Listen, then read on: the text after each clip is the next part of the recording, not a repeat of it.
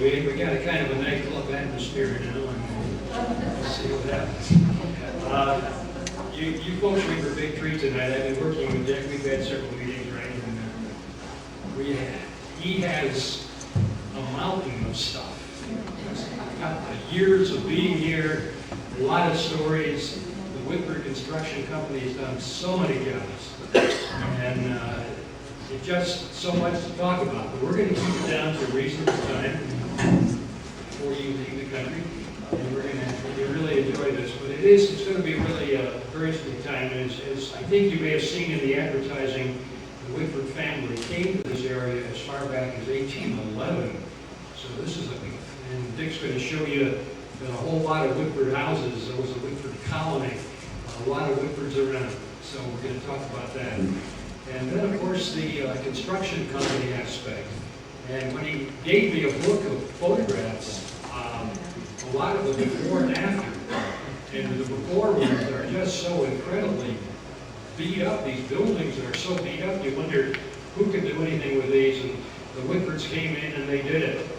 And I got to thinking, you know, if you look at the bylaws of almost any historical society, there's probably something in there, some clause in there about what they ought to be doing, and that is to be preserving historically important materials. And these guys have been doing that.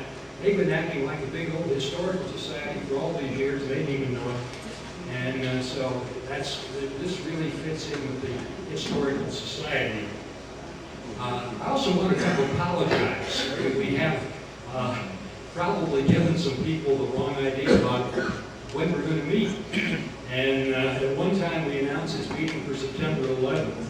And we tried to get out information and advertise. I sent some letters out and so forth. And then I found out that Polly and Dick thought it was going to be the 11th. And we almost missed having them here. But unfortunately, it worked out. Glad you guys are here. That worked out just fine. We have had, as somebody said, a kind of a strange, a long time since the last meeting, kind of a strange summer. July, we took part in the cemetery events down in Fabius, and that was set at their time. And then in August, we had the Fabius Cemetery tour. Give a lot of credit to Sandy Beginger and Courtney Tucker and Debbie Foster for putting this thing together. And I've heard a lot of good comments about that, so I want to thank them for that. We also want to thank Jim Austin, a minister who lives in Tully, who has repaired our computer, and maybe we're just talking about that up here, and has done it without charge. We really want to give him thanks. So, welcome, and Dick, I'm going to raise this, if I can, just a little bit. It looks like about your size. Are you ready? Yeah. Here he is, Dick.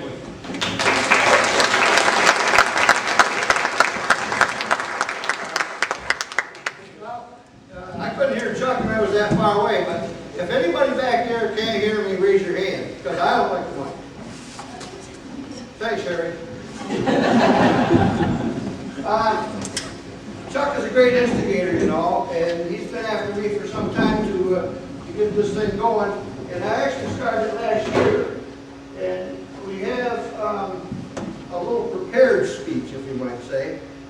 And first of all, I want to thank you all for coming, because apparently you want to see me make a monkey of myself, because usually we have about this many over here at the meeting.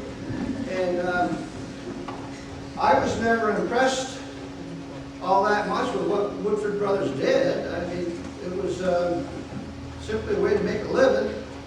And we got started at it, and that was it. But go back to the text. It says, Woodford's in the beginning. Mosier Farm Kitchen, December 28th, 2005. And up to now, that's it. To get the whole picture, you have to go back about 198 years. Woodford settled in Marysville. Chuck, you got the next one. This is a little diagram that we had acquired a few years ago from people doing Woodford stuff back in 1825. And this little area would be Marysville, and it would be Collins Road, and this is Collins Mills, down there. And just up the road 3.5 miles is the handle of Pompey. So these folks came in from Connecticut originally, and then settled in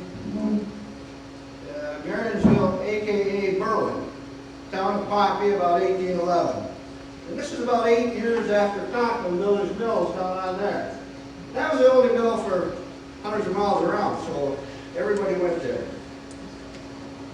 There was 2 large falls down there, and present day, I don't know if there's enough water to run a mill, but apparently there was at that time. This 1 square mile area around Berwyn and Collins and Stebbins and Berry Road, those little squares that are represented by houses, they were built and lived in by Woodfords up until about 1925. They started in around 1811 and built all those properties.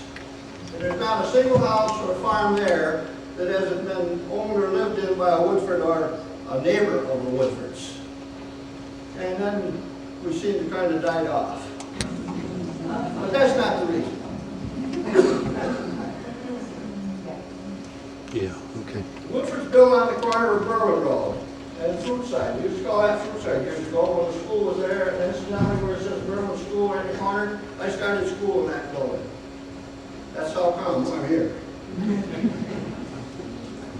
This area was divided up to be in the corner of town of Lafayette in about 1825. Also at that time, Pompey was divided into the towns of Fabius, Tyler, Truxton, Tully, and part of Atisco. So Pompey got the rise of a huge area, and they started whacking it up and making all these other towns. And the dates might not be exactly right here, but basically that was it. And they were divided into military lots for the soldiers to get.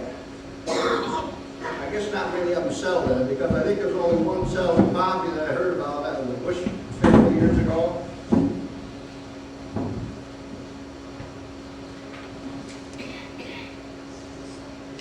Now the Woodfords had a lot of kids, and there was a bunch of girls as well. So they married in with the Baileys, the Campbells, the Cooks, the Stebbins, and the Wallers, and a whole bunch of others that I won't even bother to name. And a lot of them moved out of the area. They went to Indiana and California, and they were getting a fresh start, just like our ancestors came into Berwyn. And if you really look at that, you can see, well, that's right. They were in the New England states, and everybody was a farmer. And the land got used up, and they moved on and all that. And we get to Berwyn, and they stay in there for about 100 years, and they get all the land used up or bought up and start doing it. So they just keep moving on, and it was better in Oregon and, or Ohio and them areas. So you see there's no problem with that. And the proof of that is that there's quite a few towns and villages out there in one county that's named Woodford. So they had to be there. Well, I don't know who they were.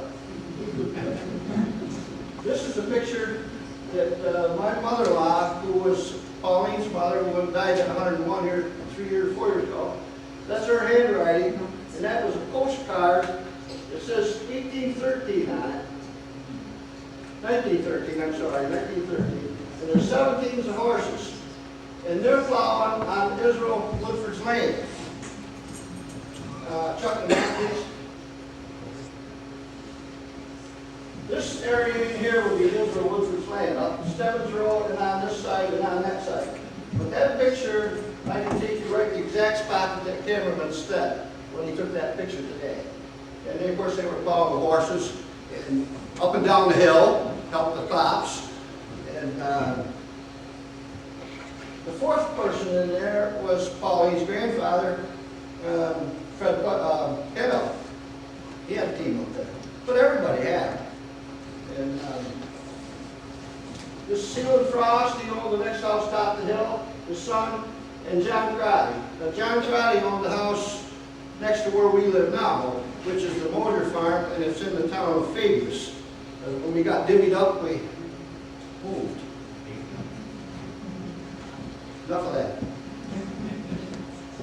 I knew my great-grandfather Dolores, father of Arthur Woodford, father of Thomas Woodford, Thomas being our father.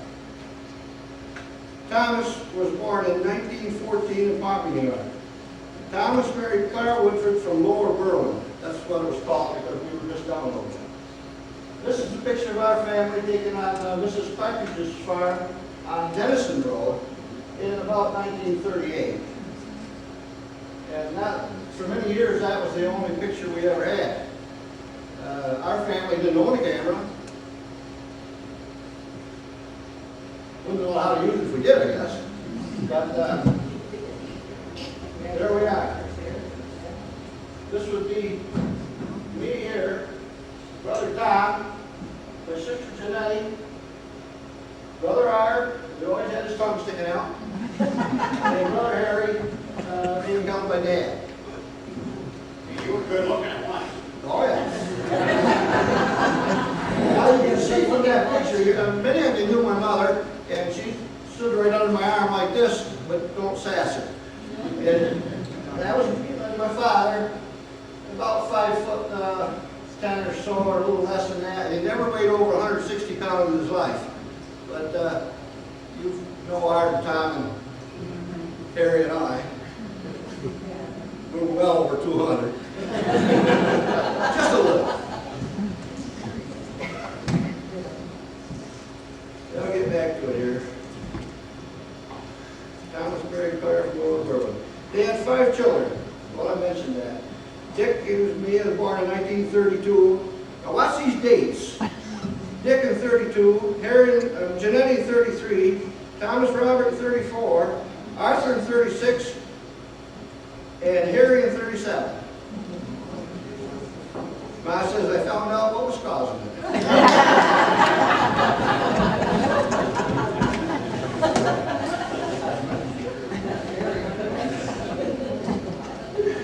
It just happened that they came into those years, I guess. I didn't have anything to do with it.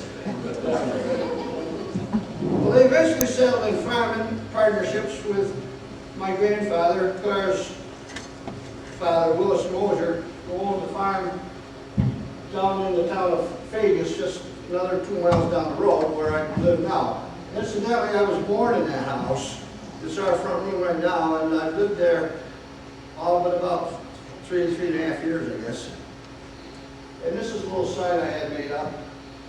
And this is back to the Mosier side, not the Woodford side now. But Freddie Mosier deeded the farm in 1857. And Dad and his son got it in 1911. But between that time and 1909, Denton and his wife had died from the epidemic that was going around at that part of the time. So it left my grandfather, Willis, and 5 sisters back to the will from Freeman. Well, grandfather ended up with it in 1905 through the courts and whatever, and farmed it until my mother and father agreed to buy it in 1943. And then we're going to have the story here. Of course, my father died in 1948 at the age of 36 with 5 children, 9 to 14. Ma went to work. We had a small farm there, and we all went to school.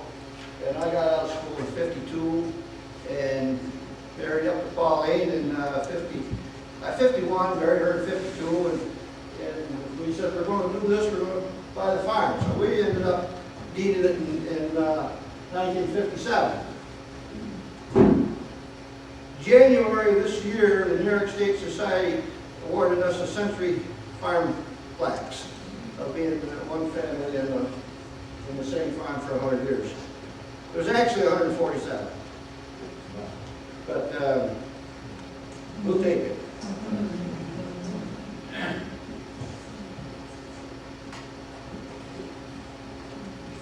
Well, they agreed to buy the farm from grandfather. They never did. I finally ended up buying it from my grandfather because it just wasn't any money in the first place. And Dad was a jack of all trades. The Woodfords were blacksmiths and machinists, everything they could think of, they could do pretty good. He could go to the woods and cut a tree down and bring it out and whittle it out and make a pole for a wagon or make a wheel or anything like that. And he made a couple of wagons right out of junk cars and a doodle bug and all that stuff. And this was before tractors were prevalent in our part of the country, because we did everything with team and by hand. You know, you walked behind and picked up the stones. You walked behind the grain drill. You did everything with a team. Milk by hand, the whole works. And I think we got electric. I don't know. I think we got electric 41 or 42 out in there someplace. We finally got electric. I'm getting off here.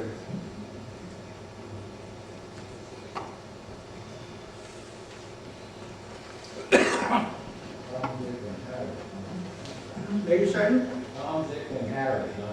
Is that where it started? Well, That expression? Brother Art back there, he'll tell you that's not the case. He says the work of Tom, Dick, and Harry and the work of art. That's his favorite one. Of course, we know better.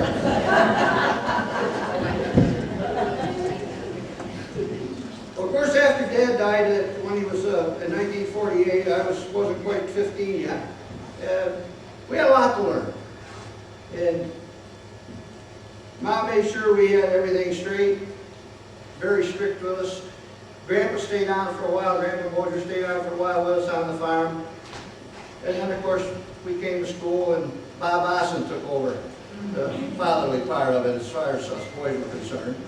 And we have a great thanks to him for that. And what we were taught in Fabius is the extent of our formal education. So that's one reason we didn't get very far, I guess.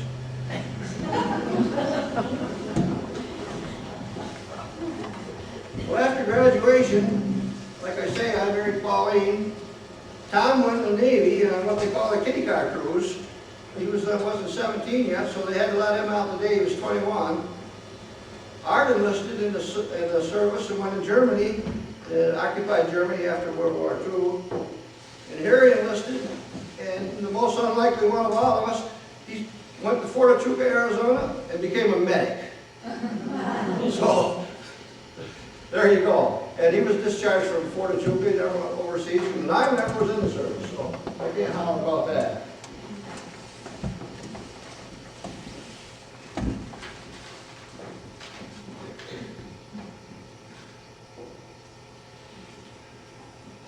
Well, after Tom got out of service, he went to work for Ma Bell. He worked in the line crews and he worked his way up through the scholars and got pretty well in the company, but he didn't like what he was doing. And Art and I had worked on construction jobs all over central New York and Rochester. We eventually got in the Carpenters Union. And Harry had went with a contractor building houses, and he was doing heavy equipment work, grading and bulldozing and backhoe and all that stuff. And so we were learning a few trades there. And we was doing side jobs or odd jobs after work and Sundays and whatever, you know, for extra money. And I built this barn up on the hill, and Brother Art had done a couple little jobs besides, but I built the barn up on the hill, and Virgil White came up one day and buy hay, and he said, "Who built your barn?" I said, "Well, I did." He said, "I've got one down there 2 years and nobody will put up for me." So we went down, put it up, and worked at it. We got 3 or 4 more down there in that same area. We did a whole bunch more work around. First thing you know, we found out we had more work than we could do part-time. So Art and I were working union carpenter up in Syracuse, and we were getting the top wage, $5.25 an hour at that time. And we quit in March and started in full-time. It was Dick, Art, and Tom. And shortly after, Harry come and joined up with us, and so we had a little bit of experience all the way around for everybody. And I think we have to thank a lot of our neighbors for having faith in us and getting us to do their buildings. And well, you can't drive any place around here without finding a building that we put up for these folks. And they always passed good word on for us. And we went further and further and further out of town doing these jobs. And, this was one of our brochures we had with the advertising for it. It was just a little something funny. And of course, we advertised on WSYR.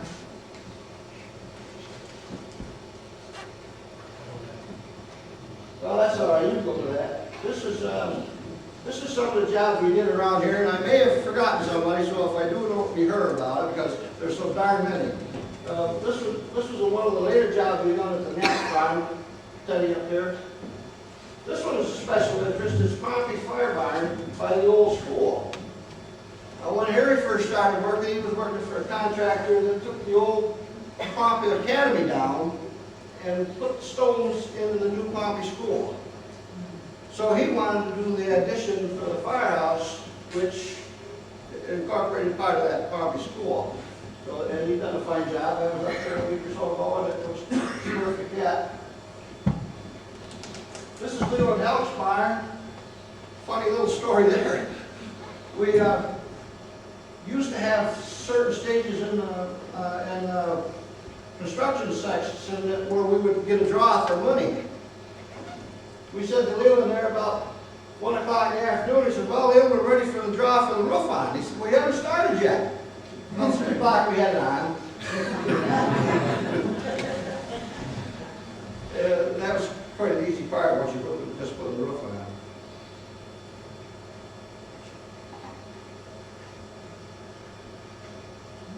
Well, I mentioned a few down here. We did, well, this would be the Palladino building. And this is a milk and powder down in what we call trade farms here, but that one is just a little bit ahead of my schedule, I guess. But,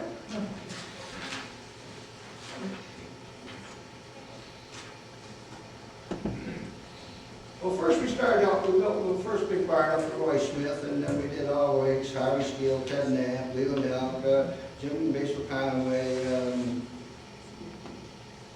Bob Everhand, Joe Naylor, Barry Ellis, Jack McGuire, Carl Lockett, Holly Garrett, somebody else I got here, can't read. I forget where they are. They're all right in a 5 or 6 mile area.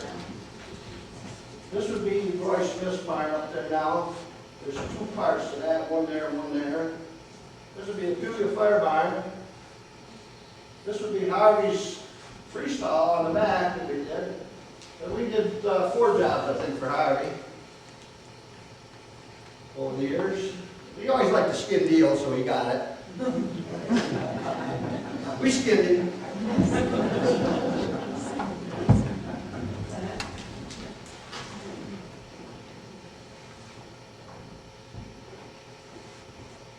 We did a few riding arenas around. They had to be quite wide, at least 50 foot or wider first span for the people who went there and ride and whatever length they could afford. And we did a few of them, and we got some people that knew about it. And Brother Harry tells me this, I'd forgotten about it, that in Mount Hope College in Massachusetts, exclusive girls' school, this lady wanted her daughter to go there, and she wanted her to take the riding business part of it. But they didn't have a riding arena. So they had an instructor, a horseman or whatever, that was going to do the instruction out there. And he said, well, I'll come up there and work, but you got to build this barn. Yeah, well, who do we get to build the barn? They said, Woodford Brothers. Well, we went out there and built a 70-foot free span, all wood truss rafter. And we built that on a design from Virginia Polytech that we had gotten a hold of, a professor of George Burns. We didn't know whether it was really a good design or not, so we built that 70-footer right in our yard and set it up, excavated it with cinder blocks. Just kept adding cinder blocks on each side of that through. So we got it to 10 times this design strength, and it still didn't break. What did happen though is where the bottom of the cord hit the plates on the poles and everything, it squashed it down about a ½ inch. So there was some pressure there. Well, you find out a lot about how much lumber will hold and how it fastened and all that stuff, and this is where where Chuck thinks it's such a fascinating thing, is, you know, just put enough nails in it, that's all. And there is a criteria for all that, and you know, that's out of the tech book. But in that aspect, we never had a failure. Over there. This is the calf barn, and that's his first dairy barn in Naps. I don't know if you got that there. I think you were talking about Harry's getting big. And that's what I was saying. I didn't want to stay in front of that one there. Yeah, because your barn is on Holyoke still there. Pardon? Is the barn is on Holyoke College still there? I don't think they moved it. I haven't been out there since the day we finished it. I think Harry was back there once, Harry. Yes, it's still there. Still there? Well, anyways, I'm supposed to go on to tell you about Morrisville. They wanted to ride the arena up there from Morrisville College. They came to us, yep, but we want 80 foot. Okay.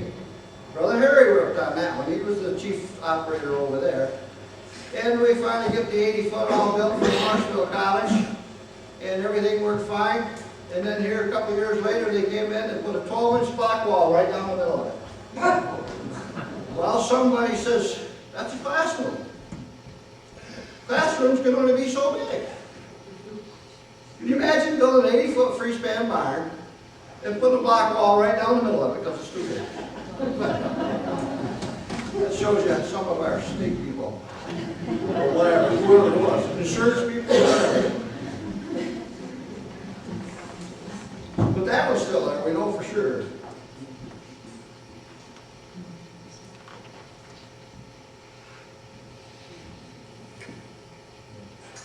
Well, in 28 years, we built about 30 dairy complexes, horse arenas, and approximately 300 machinery sets, and a slew of small buildings. And then we started into this, well, they were popular at the time, and we flooded the place with them around here. And so we started in something else, and it had to be cabled up these old barns.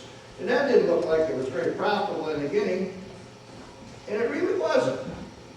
I don't know, for some reason we went in there and just didn't seem to get enough money. And, you know, Harvey over there had been after us for skin deals so many years, we gave everybody a skin deal.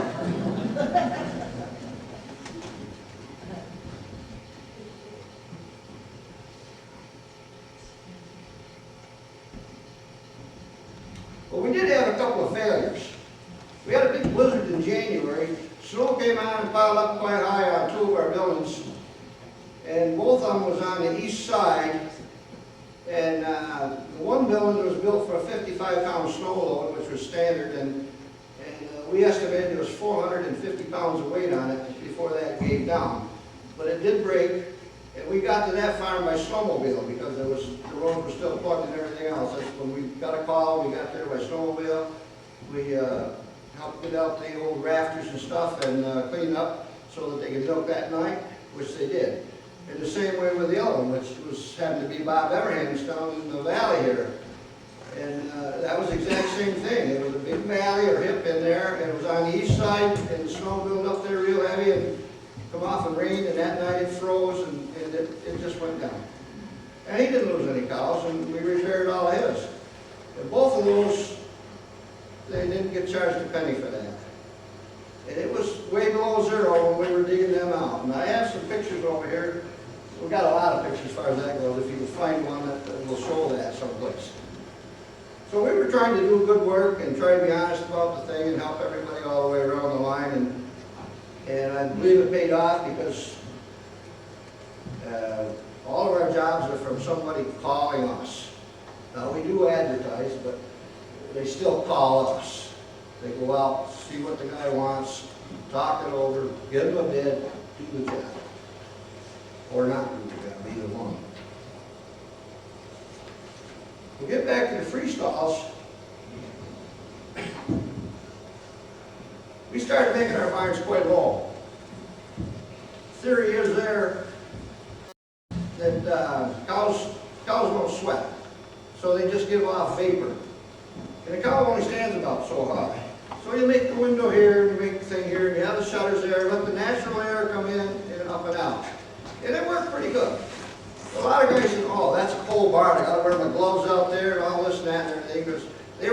milk in stanchion barns is sometimes be up around 80 degrees. The cow can't milk at 80 degrees. She milks the best at 54. She'll eat a lot, and she'll milk good at 54, 58 degrees long in there. So we started this design of putting these overshots and windows and all that stuff in. Then we got the smart idea of building a barn for ourselves. We didn't put any siding on it at all. We just used the curtains. This was about 4 years before they started manufacturing commercially. And you can't find a barn now that doesn't have windows that goes right to the ground and the whole thing is open. So basically they're covered barnyards with a milking barn. And that was what we did for dairy.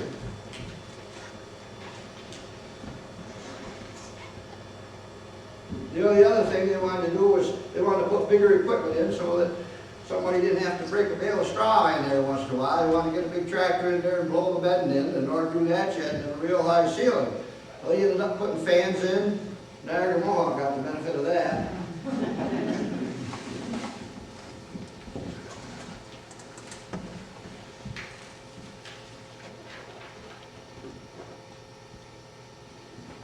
Well, the funny part about our work was that I got down here, nearly all of our design work was done around the family kitchen table.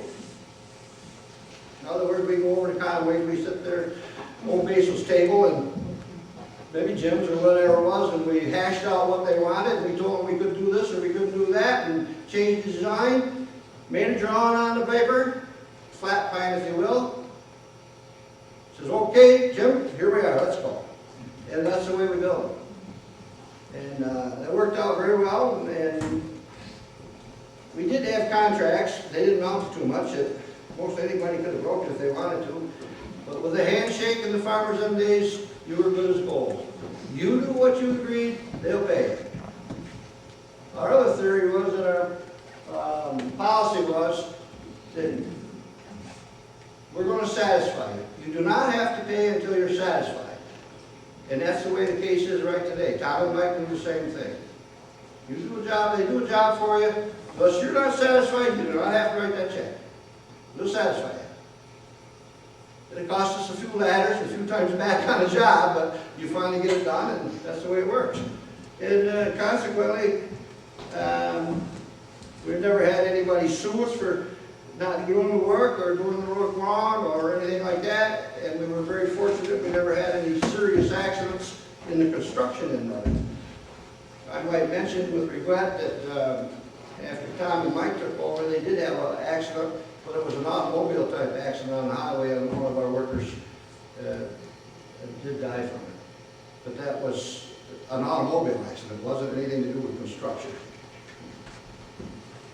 Not that we were that safe, because we got some pictures. Well, this one right here, well, that's not the one, but it's one of them.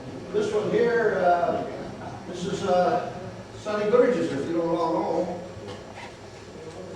And Sonny called us up. That big old tower's leaning right across his barn, right through the milking deal and everything else.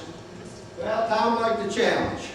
He gets on the radio and calls everybody up. We get over there and start digging in dead men and everything else. And I guess it took the better part of a day and a half to get that one stopped. But we finally got it stopped and anchored. And then this is my son up on the top there on a 70-foot Cisco ladder truck hooking cables on. Well, when that appeared in the paper the next day, the following day, our insurance company was right out there. You guys do that kind of work? Well, yeah, it was something that somebody needed. Well, we'll have no more of that. But they jacked the rates up double anyway, so it didn't make any difference. We paid steeplejack price for compensation after that, like all the rest of the time. We did about 10 of these jobs. And as far as I know, they never got us anything but a little publicity. You take 2 or 3 crews that you call off of the job that they're working on, have them load equipment on the trucks, you get to these jobs within 2 hours and start setting up, stop this cable, this saddle from going over, and you're working there for a day or 2 days or so. and it disrupts everything, and you just can't get enough money on it. Insurance company won't pay nothing because nothing happened. So, you know, it's up to the farmers. Some of them say, well, gee, you did say that. But anyways, we stopped doing that. It was just out of the question. And we didn't like it anyway. I didn't like it anyway, but. With all of this publicity, we had a funny incident. I don't know whether you call it funny or not, but I just got down here. We got a call from a guy down on Hudson River, the other side of Poughkeepsie, east of Poughkeepsie, New York. And they had a dairy barn down there burned out. And the farm owner was a guy that supposedly owned 17 oil ships. Now, who knows?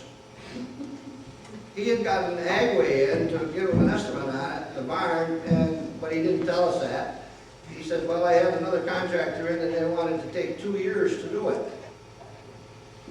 And we went down there, and Tom and I, and we talked to him, his farm manager, his accountant, and 5 lawyers. And he brought up with him. A couple of hours, he says, Tom, he says, why should I build this barn? Tom says, you shouldn't. They're going to make anything on it. Well, he says, I got a daughter who wants to be a veterinarian, and we live in a big house over here a couple of miles. And he says, I come back out of the room with his guys, and he said, we're going to do it. He says, give me your plans and whatever it's going to cost and stuff. And when? Well, we'll be back 3 days. 3 days we went back.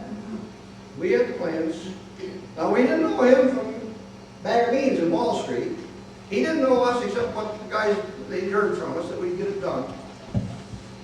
He says, well, we're not going to bother checking you out. But we'll do this. This is our proposal. We will be to this date on Thursday at noon. Progression in the construction of it. Thursday at noon, your man brings us a check. We deposit it in our bank. If we don't get there at Thursday at noon, we don't get the check. But if you're not there with a check, which is usually the case they want to do, you know, we're gone on Friday because we're 4.5 hours from home. Well, we went down there, and that afternoon he wrote us a check for $60,000. We started that barn. It was a cleanup job. Clean that all out, bring the grain in, build it all up. 200 cows in a tie-stall stanchion barn. 2 barn cleaners, 3-phase electric, single-phase electric, fully painted and insulated inside, cement walls, block walls, 7 silos hooked up to work to 1 feed room, 2 barn cleaners, and a manure pit. And the parlor with a double 8 surge. Well, we didn't do the surge part of it, but that's the local milk barn takes care of that. But we did build the parlor. And they put the parlor in, and they didn't have it right. I refused to pour the floor. That held us up a week. September 28th, we went down and signed the contract. Christmas Day, that same year, we milked 150 cows. Day after Christmas, we came home. Every single week, we brought home a check of nearly $60,000. He was happy. We went back and built 4 more barns for him. 7 years later, he sold it all to a housing developer, and it's full of houses down there now.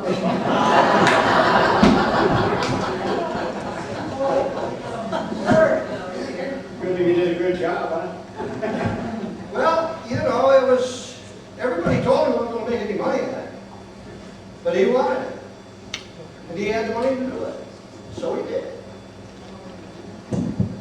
Well, then that one started out, we went to another one down in the Hanover Hills in Yorktown Heights. We sat right there every night, watching after supper, look out, watching the World Trade Centers right down in New York City. That's how far up we were. They had a fire, but those people didn't milk. They just had high-priced cows and pedigrees, and they were just doing embryo transplants. So the guy says, if we're milking cows, we're doing it wrong. But each each cow they had was a corporation, and they had their share, and a lot of guys down in the city each bought a share of these cows, and they were selling Ambrose, and they could get the calves out of surrogate mothers, and then when the calf was born, they would ship it to Canada. They would raise it up there until it was 6 months old, and then it went to either Korea or Japan. And they were bought and paid for right in the beginning, and each cow was a separate corporation. So Hanover Hills just charged them for every time they gave them a shot. That was just like going to the doctor's office. Every time you gave them a few little feet of hay, it was on the bill. Anything they ever did, it was on the bill for that animal. So they got paid good. But there again, we had another one of those deals where you had to have it done in a very short length of time. And we moved in down there. We always went right on the jobs, and we'd set up temporary quarters for ourselves and the troops. And Brother Tom was hired to cook. Well, he gave the cook money to go downtown and buy the groceries for the day or night, and he didn't come back. He went downtown, and here he is in gin mill drunk. Tom grabs him by the collar, takes him back home, and brings the groceries, and he fired him. I said, well, no, why? He said, well, I got a cook now. I said, you fired him on Tuesday, why the hell didn't you wait till Friday? So I started doing the cooking, and my brother-in-law, Kirby Bartholomew, some of you know him, and him and my sister Janetti are in the catering business, and they do roast pigs and banquets and parties and all that stuff. And he came down and cooked for us for a couple of weeks. But you put a lot of time in, and you're away from home, and you know, I guess you could say for whatever you want to say, it was a good job and you made some money, but it's something else. I'm glad it's over as far as that running business. So we got that one. Right back up the Hudson River to Albany.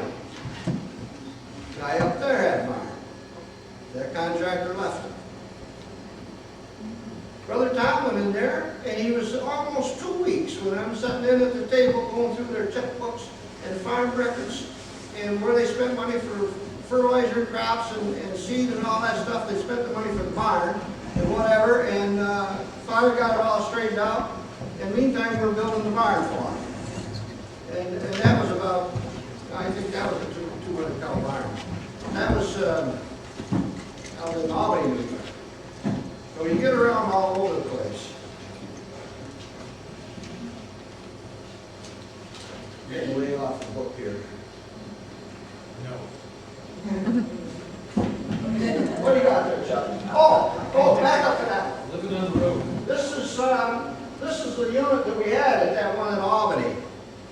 We just had this old house trailer here, about 60-footer, and pull that in on the job, and you had cooking facilities right immediately. But then you just pour a big slab of concrete and put in 6 or 7 toilets and showers and bunk rooms, and the other end is a heating area, and did the work in there. And we stayed there until Friday night. And that was the thing I did most of the jobs, yes. How big of a crew? Oh, all the way from me to 35. We had 35 or so going down there at Poughkeepsie, and a little part I left out. We served breakfast at 5 o'clock. There was about 20 of us from upstate New York here, mostly all local guys, and the rest of them were out of Poughkeepsie. And we served everybody breakfast at 5 o'clock. We went to work at 6. Coffee at 9, dinner at noon, coffee at 3, supper at 6:30, and you better be tired enough to go to bed because we started the next morning the same thing. That's how we got that done in some 90 days. And people were ready to go to bed. They had no problem. Shower, go to bed, that's it. Ready to go to work. And this is one up in Albany, that one was. Kendrick, actually. Well, I got through Sunny Styles somehow later. Going backwards. Here's a story about the rafters. Pardon? Here's a story about the rafters. Oh, yeah.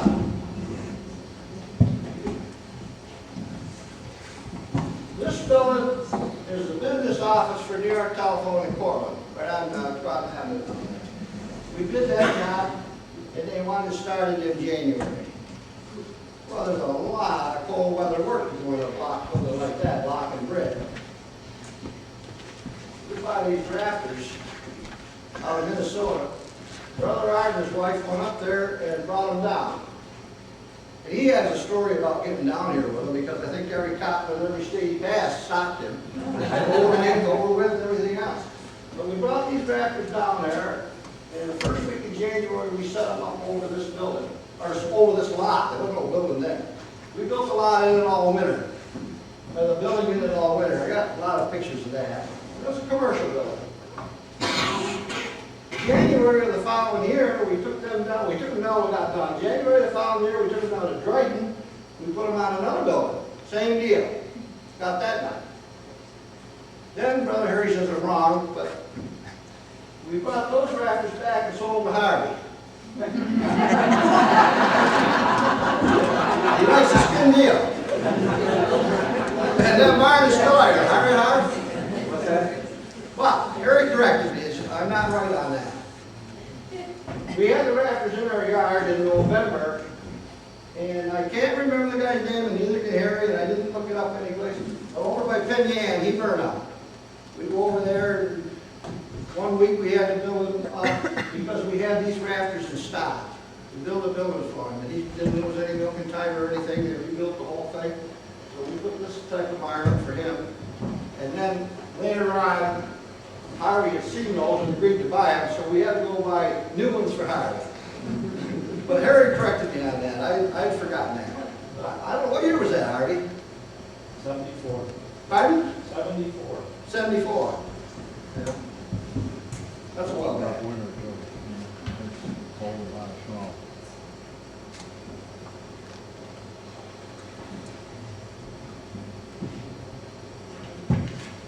Chuck, you got me all off the I'm floor. sorry.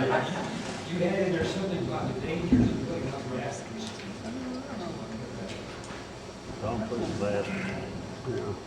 Well, I can talk about it, but I'm a long story. This one, here we are over there to where the other fire shop was that we took them to, over to Penny Inn. And I never went to that job. I was on something else. This is another one here. This is the town of Pompey Salt Building. Right up on Pompey Center in Route 20. You see that? They're rock rafters too.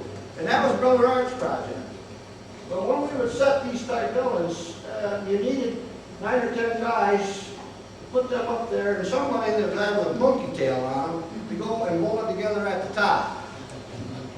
Well, this particular one that I built, we had to set those with 2 cranes and get those up there and then mold them together. They're quite touchy, and you're up there a good distance. I don't know exactly how far, but I don't know, 35 feet, something like that, 30, 35 feet, depending on how high the wall was.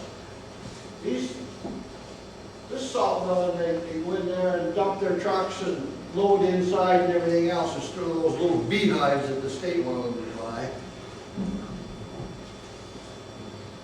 But the 80-footers, they presented quite a problem too, because they were quarter panels. You had almost a full sheet of plywood gusset on the quarter panel and a full sheet at the top on the ridge. And they were 4 foot on center, 80 foot long. You set them up there and a little wind comes. Anybody sailing in here, you know what a little wind does to a 4 foot square piece of plywood. You had to have them tied down pretty darn good, and we put gussets, what we call gussets on them, and nail them, and even rope and cable them and come-alongs to keep them in place. So once you get all the rafters on, and they're on this building. This building got plywood, so they didn't get it. These are 2x4 purlins and all that. Once you get them on and you get the steel on, then everything is solid. You can do a square dance up on there and not bother anything. And everybody just run around up there. We didn't have any problem with it. If you were scared, there's no sense coming to work for Woodford's. Well, we never asked anybody to go up there if we didn't. That was one thing. This one is the Pompey barn again. I don't know where that one is. I don't even know where that one church that we did several churches, including the one right next door. Art put a big one up on down there, it's an angle. That was quite a project.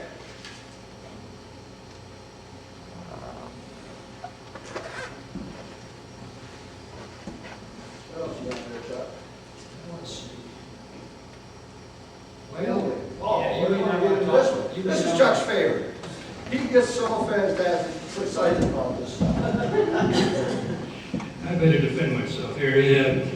He's so modest, and I think we're kind of run through these very, very quickly. We're running out of time, but I just kind of like you to comment and say anything you want to say. But again, when you look at some of these things, you're going to see some buildings that are pretty well run down and just look like they're not worth saving, but historically may be important, and these guys saved them. So I'll just kind of zip through here, and you can say whatever you want to say.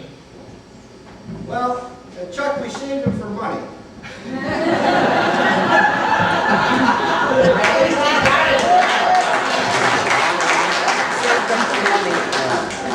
Well, money was very important if you had a family to feed. Nobody gave us anything. And some of them we didn't get paid much for. But we did get called in quite a few prestigious jobs, we call it that. This is a big thing up by Saratoga there, Stillwater, I guess, or someplace along in there. I never was at it. And a big old fort, they wanted it tore down, moved. And we had to move it far enough so we had to get what you call a professional house mover in. Because of this wires and traffic and bureaucracy that you need for permits and all that stuff. Even though when you're doing a job like this, they ease up on you a little bit because it is for history and that sort of thing. But you still have to do it. You have to have the NIMO guys there, you have to have the telephone guys there, you have to have the cops there, you have to have the water department there, you gotta have an ambulance there, and somebody to keep the onlookers the hell away. But you get them done, and in this particular case, we had to take about 2 feet off the bottom of it and take all the roof section off the top just to get it through under the areas. And we set it where it was designed to go and re-roofed it again.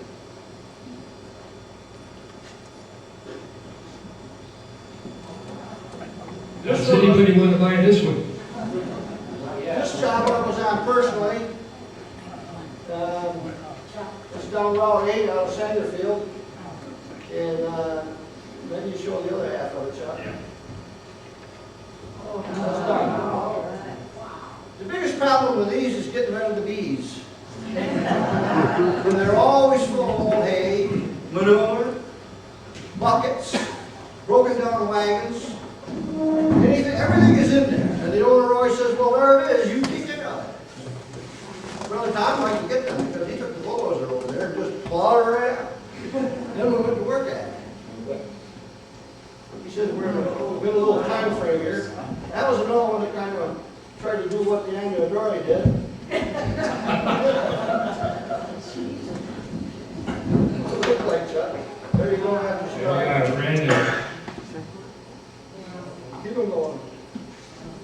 Doesn't look too bad, but look at this. This one is over by the country club in Casanova. That one I don't know where it is, but it's in all stages of deconstruction there, and this is one of that. How much of the original materials are you able to use when you do this kind of reconstruction? I know, it depends, but roughly. What they'll ask you for is if can you put it back as near as you can to original. In other words, if it had wood siding on it, board and batten, or it had shiplap, or it had some asbestos kind of siding, or whatever kind of siding it had on it, and usually it was wood back from the old days, you tried to match that. And you never could go to the lumberyard and buy that. You just couldn't do that. You had to go down and get some Sawyer lumber company to cut it out special for you and cure it out and then put it on. I'm sure that would back up that one, Chuck. I'm sure that building, that is all cut out special for that. And that's just simple board and batten, though. And it's not stained yet. So the original wood is crucible. Oh, no, the wood, well, you can't even hold a nail to it. I mean, how would you use it?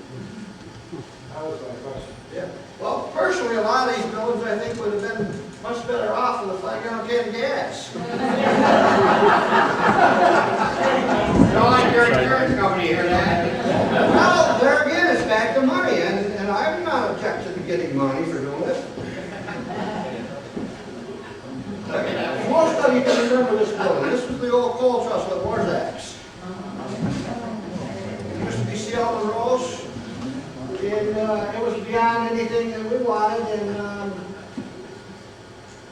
it outlived its usefulness, so, well, you can't save it all, so it says. We tore it down, we pulled it down. We did a lot of demolition work too, actually, because a lot of times it wasn't feasible to redo the building. Now, Brother Tom's spiel always was that if you build a new building, the tax man is going to come and raise holy Cain with you. If you just repair the building, it's much easier on the taxes. I don't know if it was always less costly than building a new one. But the main thing with these things is you need a purpose for the building. And most of these old dairy barns and cable beam jobs and all that stuff were built for dairy cows and horse cows and unloading hay by hand. And you can't even store machinery in them. They're just outlived their usefulness, except when somebody wants them for the story. That's it. And of course, that's the way things go. This thing is a unique job. We did a lot of work for General Electric because we built with wood, and they were testing lasers and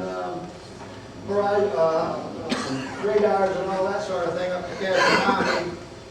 And they knew us, so they said, well, we've got a project going. We did one section of it down in Canastota Swamp. Wait 2 or 3 weeks, and they did the same up in Montana. We always had to wait for them. We did that 3 or 4 times. Every time we do a little section, they do a certain amount of tests. When we got done, they built this over-the-horizon radar. That line of poles is 28 feet, less than a full mile. Each one is 40 foot high, and they have a wire coming down, is fastened down there with 10 pounds weight on it. It's CAD welded, not just fastened, it's CAD welded to a wire that goes back to that central house. So the wires at the house are the same length as they are way out on this end. Now the part Woodford brothers got into was there's 86 acres there. We put down ground screen. We put down 8x8 wire screen, woven wire screen, 8x8. 86 acres of it welded every 40 inches. Yeah, my God is right. There's a lot of it. Well, make a long story short, we went up there and they had several tractor trailer loads of wire up there. And the wind blowed like crazy. This is Columbia Falls, Maine. The next town is Machias, and that's the last town in Maine before you hit the ocean, going out. It took us 18 hours caravan getting up there with all of our guys and people, and mostly it was family. My son-in-law over there, and my granddaughter, who was just went back to Florida this afternoon, she was 6 weeks old when they went up there.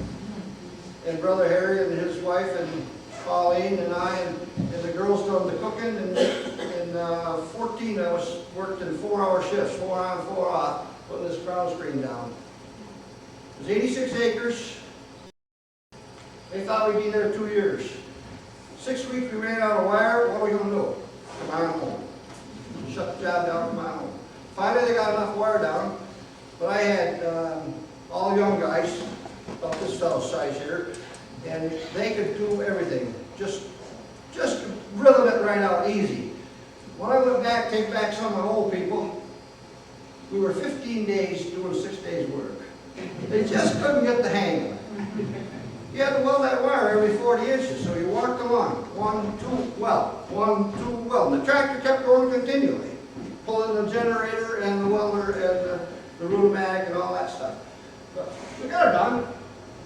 Got paid. Works good. One big catch was, though, that we rolled the wire up for the first 60 feet because they had to have a travel lane there. And I put stakes in through the wire into the gravel to hold them. Well, the next year somebody come along and said, what do we need them stakes for? That's right, they pulled them all out.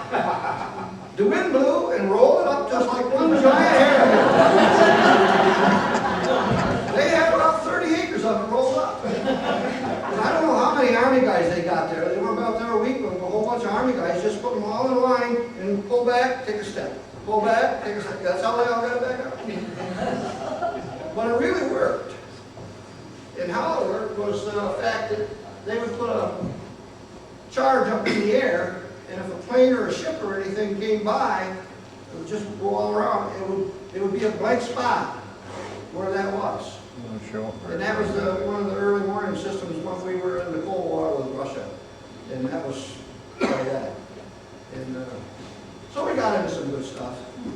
But my wife will tell you it wasn't fun up there either, cooking for all those people that lived in tents. And what else we got, Chuck? Well, I think that's pretty much it.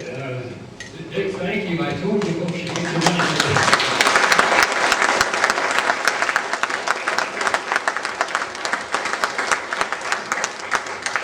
Nothing spectacular, just to live.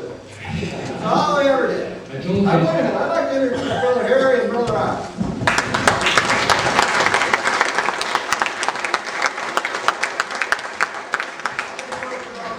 Brother Todd died in 1995. Charlie. And my wife Pauline. The youngest one, and my son-in-law, the very son, and Linda Casey, good friend of the family.